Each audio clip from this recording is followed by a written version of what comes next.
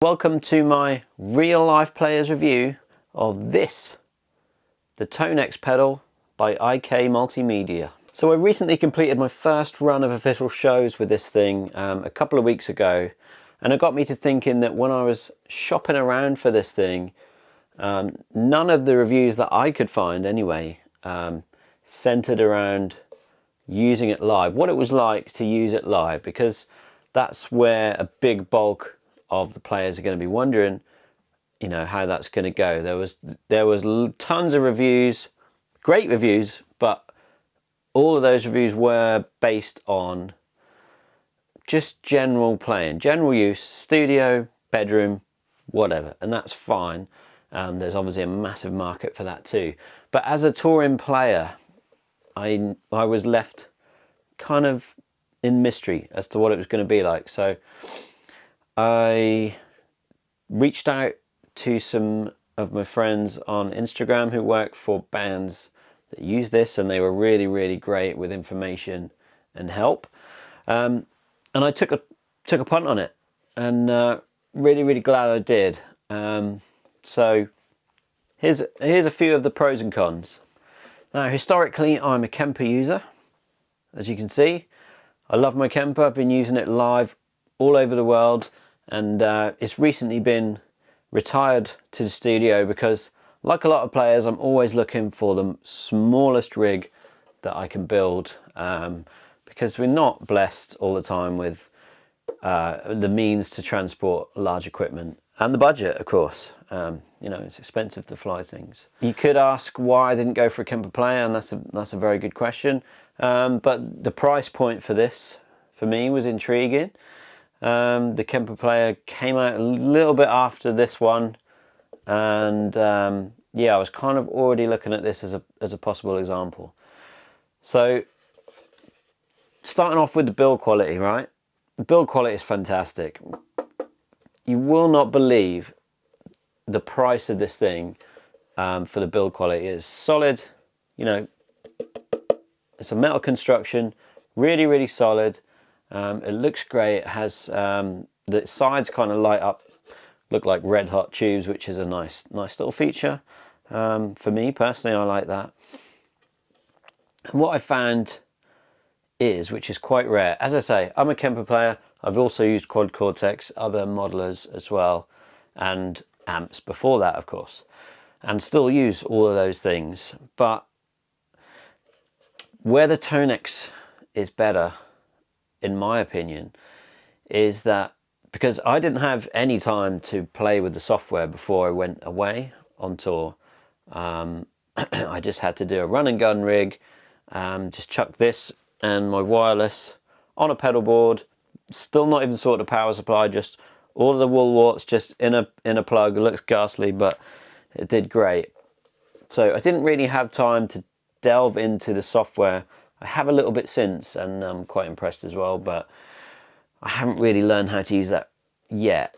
But so that was worrying me, but I find with this, it's so intuitive to adjust on the box, which, as you'll probably agree, is quite rare for a modeler, for a profiler, for a simulator. You know what I'm talking about. They all call them different things. Usually you find if you haven't got access to the software, it's quite difficult, right? The Kemper was a learning curve. It's great once you learn it, but it was a learning curve. You've got option paralysis there, especially on the front module there. So this, I found the controls were very intuitive.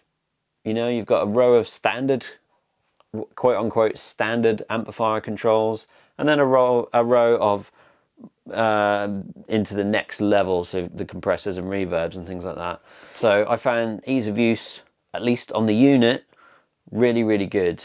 The software, I know there's some problems with it.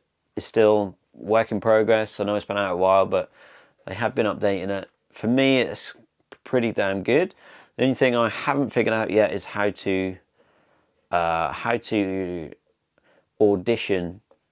I forget what they call the profiles on this thing. They've got their own name, but we'll call them profiles just for clarity. I think they call them tone presets or something. profiles, right? I haven't found a way to audition a profile before loading it onto this thing. So just live in the software. But I'm sure there is a way to do that. It's just me. I haven't had the time. I'm a busy working musician and a tech, you know. I haven't had the time to really sit down and play with it. But this leads me on to another pro, and that is the stock sounds. The stock sounds in this thing are fantastic. And I think, again, you'll agree with me that generally the stock sounds on anything like this product, you can pretty much delete straight away because they're usually garbage. We know they are, right? They're usually not great. But the sounds on this thing are fantastic. I very quickly found a sound I like, which is difficult for me. I'm quite picky with my tones, and so I'm actually running it with a Mesa dual rec profile on this preset, and then in the middle I've got a clean preset. I forget what the amp is for that, but it's a really nice chimey clean. I play ska punk a lot of the time, so I need to be switching between lovely cleans and a nice creamy crunchy distortion. And then the third one is the same tone as this, but with a mid and a volume boost. So it's for solos, riffs, whatever. And that works just superbly for me. The tone, the sound of this thing is fantastic.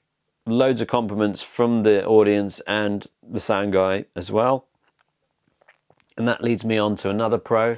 You know, you turn up to a venue with just the pedal board, and soundman takes a feed from here into a DI box, off to the PA, and that is it. That is it. You can go to cabs if you wish, but I think if you're kind of getting into these things, it's best to train yourself out of cabs. Use in-ears if you can. Wedge monitors, you know, at a push, but it's kind of best to gradually train yourself off cabs, because then otherwise you're never gonna get the real full advantage of one of these things, which is that it can fit into a very, very small case. And you turn up, you know, the guy next to you is lugging his 412 in, you know, getting a hernia, and you turn up with a box. You know, I put mine in a Peli 1510, which industry standard small carry-on Peli case, right? Whole pedal board fits in there, and that's my rig. You know, wireless, few cables, and I also have my in-ear unit on my pedal board currently. So all I need is feed out from here to front of house, feed back to my IEMs with a front of house mix, straight to my ears, and it's just great. It's a bit of a myth, the whole push and air thing. You do very, very quickly get used to not having that. It's a bit of a, we're all guilty of it. I was at first as well. We're all guilty of thinking these things that necessarily are not true, and you just convince yourself that you need these cabs on stage. You don't. There's some instances you do. It depends on the venue, depends on the band setup. If you've got another guy on guitar who uses you know, standard amps and cabs, you probably want one just to balance out the stage sound. It's all about what works, you know, what the application is and what works for that application. But for me, no cab, straight to front of house, straight in my ears, superb. I am going to mention one con, and this is a real life con, right? This is a real life review, so this is not sponsored, this is not a marketing video, this is a real life musician using one live. And what I found is switching presets, there is a very, very small delay, which you don't get with, say, you know, the other big boys in the market. Now, I don't know if that's something that they can gradually improve with firmware updates, or whether you're kind of stuck with that. But here's the but. I very, very quickly adapted to the delay, because it's very small. It's enough to notice, but it's very small. It's not enough so that you can't work with it, right? As I say, I play ska punk a lot. I need to be switching instantly between clean and dirty throughout songs, again and again and again. And for me, I very, very quickly adapted to having to press the switch that millisecond sooner, and that was it. Done. Another pro is it's got a built-in tuner as well. It's actually a pretty good tuner. I use the one on my wireless, but it's just easier because for me, you have to push 2 buttons, I think. Oh, no. You have to hold down the button you're already on, whereas the tuner is just 1 switch. For me, it's just easier, but might be fine for you. It's actually a really nice, accurate tuner.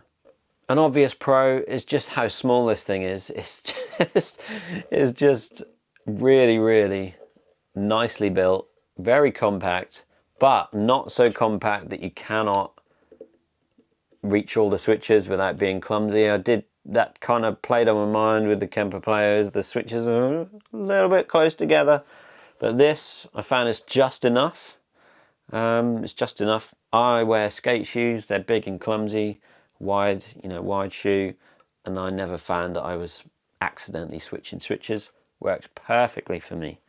The only other con I found with this, and this one I totally understand because this thing is built to a price point, so it makes total sense from a manufacturing point of view, but just a minor annoyance for the player, and that's that the outputs are jack and not XLR, so you do ideally need to run through a DI box and then off to the PA. But any venue or any reputable venue, any reputable sound engineer would have DI boxes that you can use. You do not need to turn up with one. You can, of course, they'll thank you for it, but you shouldn't have to, because if you get to a venue and they don't have DI boxes, it's not a very good venue, right? So that's a minor annoyance, but I totally get that. That's a pricing decision, and space as well. If you're talking, you'd probably have to up the price and the size of the thing if you wanted built-in DI anyway. Best just to go DI box, so it goes to XLR, and then it's all compatible, all balanced and proper. So that's it really, without rambling on for 20 minutes. This is a video with no playing. This is talking only. Sorry about that. I'll put a warning at the beginning.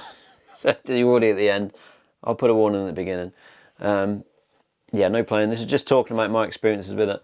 I played several shows with it and fell in love instantly. It's very, very good. And for the money, it's unbelievable. Right, this thing is so cheap for what you get. The tones, the quote-unquote profiles, because I can't remember what they call them, and I should have researched that before I press record. Yeah, the tones, the profiles are really, really good. I still love my Kemper. I'll still use it in the studio. It's probably, for me, it feels better in the studio than this.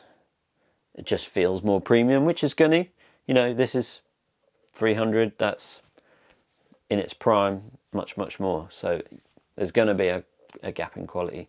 It's totally understandable, and it just feels more on the studio side. But again, that might just be where I haven't really figured out things yet. So that's not a con at all. That's just how it feels for me. And just before I go, this is my setup. Don't know if I can show you without everything falling off, but it just goes there. I've got the Shure wireless GLX D16 wireless, which just goes straight into the input with a really awkwardly placed patch lead because it was makeshift, right, for a little run. And then underneath the Shure is my wireless IEM. So wireless in, wireless out, and then feed to the PA, and that is it. Isn't that nuts? That's an entire professional live rig on a makeshift pedal board. My next port of call obviously is a power supply. Power everything from one instead of having a ghastly wall wart setup. And that's it. Tonex pedal / amp. If you're a gigging guitarist and you're thinking of getting one, you're sitting on the fence, do it. I'd really, really recommend it. Thanks for watching. I'll see you next time.